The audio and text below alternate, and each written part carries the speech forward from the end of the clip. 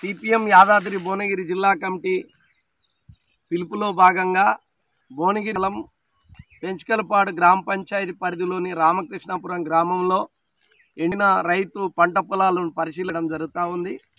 ప్రధానంగా రామకృష్ణాపురం గ్రామంలో దాదాపు 200 ఎకరాల రైతులు నాటుపెట్టిన పొలాలు ఎండిపోయిన పరిస్థితి ఉన్నది.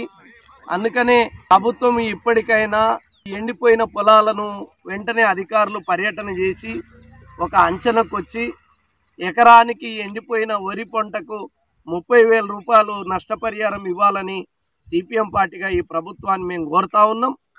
అనేక మంది రైతులు ఇప్పటిదాకా రైతు మాట్లాడినట్టు ఆ రోజు నాటు పెడతప్పుడేమో నీళ్లు బాగున్నాయి, బోర్లల్లో బావులల్లో నీళ్లు పుష్కలంగా ఉండే నీళ్లున్నాయనే ఉద్దేశంతో నాటు పెట్టిర్రు.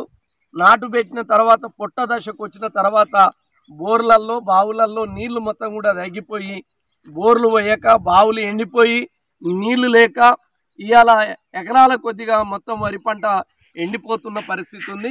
కానీ ఈ విషయంలో రాష్ట్ర ప్రభుత్వము ఓ దిక్కు అసెంబ్లీ నడుస్తూ ఉంది.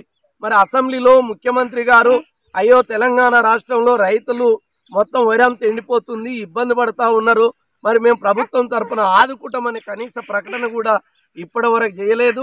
జిల్లా కలెక్టర్ గారు కూడా ఇప్పటి వరకు స్పందించే పరిస్థితి లేదు. ఇప్పటికైనా ప్రభుత్వము ఈ ఎండిపోయిన పొలాలను పరిశీలన చేసి రైతాంగాన్ని ఆదుకోవాలని మేము సిపిఎం పార్టీగా డిమాండ్ చేస్తూ ఉన్నాం. ఈ నెల 29 తారీఖు నాడు భువనగిరి మండల తహసీల్దార్ కార్యాలయం ముందు ఎండిపోయిన రైతులందరినీ సమీకరించి నిరసన కార్యక్రమాన్ని కూడా చేయడం జరుగుతూ ఉంది.